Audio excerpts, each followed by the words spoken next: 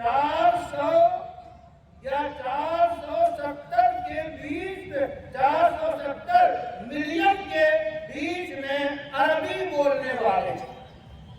اب بتائیے، یعنی پوری انسانی آزادی کا 5% یا زیادہ سے زیادہ 6% وہ انسان ہیں جو عربی بولتے ہیں.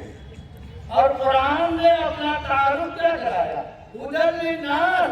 قرآن ساری انسانیت کے لیے ہدایت ہے.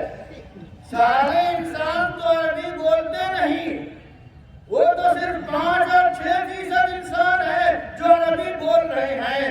تو بقیہ 95 اور 94% انسانوں کو قرآن کی تعلیمات کیسے پہنچائی جائے گی؟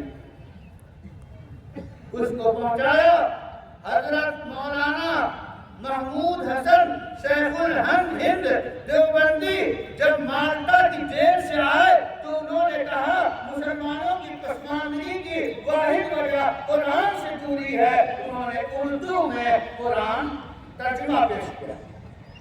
شیخ الہند متفق علیہ شخصیت، سب لوگ انہیں مانتے ہیں، برادران وطن بھی جانتے ہیں. وہ آزادی کے ہیرو تھے، آزادی کے بانی تھے.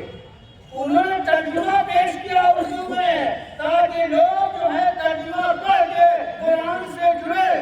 اسی طرح دنیا بھر کی زبانوں میں قرآن کے ترجمے ہوئے. شاہ ولی اللہ دہلوی کے گھرانے نے ترجمہ کیا. یہ سارے ترجمے کس لیے؟ اردو میں کیے گئے، انگریزی میں کیے گئے، ہندی میں کیے گئے، بنگالی میں کیے گئے. دنیا کی زبانوں میں ترجمے کے ذریعہ لوگوں تک قرآن پہنچائیں گے.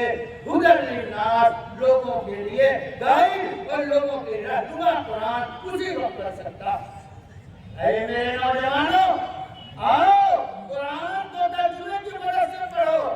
عربی پڑھو. عربی نہیں پڑھ سکتے، شدھ بدھ نہیں ہے تو جو زبان تم جانتے ہو اس زبان میں قرآن کو پڑھو اور اس کے سمجھنے کی کوشش کرو. اور عالموں کی نگرانی میں پڑھو تو زیادہ مناسب ہے. چونکہ کہیں الفاظ آپ نہ سمجھ پائے تو قرآن